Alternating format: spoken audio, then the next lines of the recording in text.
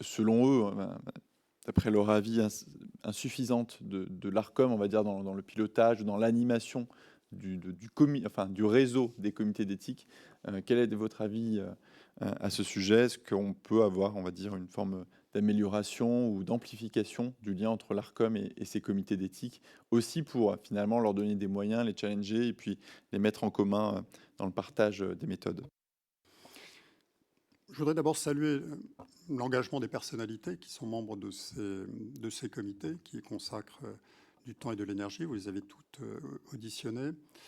Comme on dit dans ma maison mère, à la Cour des comptes, il y a des marges de progression.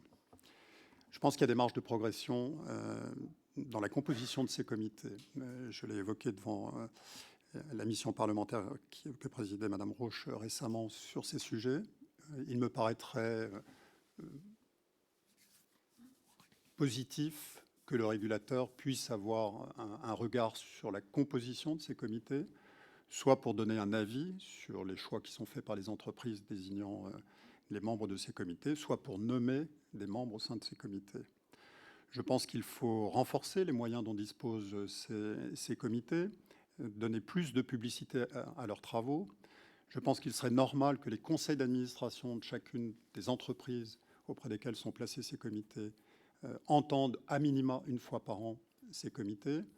Vous avez noté que dans la convention de TF1 et d'M6, nous avons introduit une disposition qui n'est pas dans la loi, que nous avons pris dans les conclusions de la commission d'enquête du Sénat sur les concentrations, qui est de demander à chaque entreprise d'avoir parmi les administrateurs indépendants qui siègent au conseil d'administration un membre qui soit le référent des rédactions pour les problématiques d'indépendance, mais qui soit aussi le référent des comités des CHIPIP, pour pouvoir relayer au sein du conseil d'administration des entreprises les questions qu'ils ont soulevées.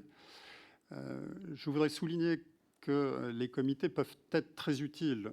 Je prends le comité du groupe Canal+, que j'ai connu quand j'ai pris mes fonctions, et dont certains avis, extrêmement forts dans leur rédaction, nous ont été très utiles, y compris dans la gestion de procédures de sanctions.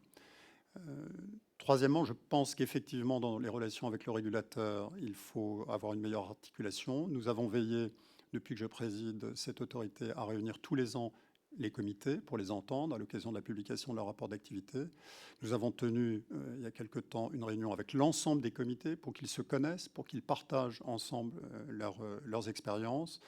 Et nous prenons maintenant l'initiative sur des saisines que nous recevons, dont nous estimons qu'elles ne rentrent pas directement dans le champ de compétences du régulateur, traduisent pas notamment par un manquement de nature à être sanctionné par le régulateur, mais qui soulèvent une question de déontologie, de nous-mêmes saisir un comité d'éthique pour qu'il puisse examiner cette question. Donc vous l'avez compris dans mon propos, il y a des marges de progression. Je vous remercie. Je vais aborder, étant donné que nous ne pouvons pas aborder le sujet d'une chaîne particulièrement, je vais aborder donc la question du cadre et des conventions par elles-mêmes, puisqu'il y a différents types de chaînes et donc des conventions de fait qui se ressemblent ou qui sont appelées à évoluer en commun. Premier élément, est-ce que vous pensez que le nombre d'heures d'inédits imposées à une chaîne, et parfois demandé par celle-ci en amont, hein, je n'aimais pas l'idée que c'est l'Arcom, de manière arbitraire,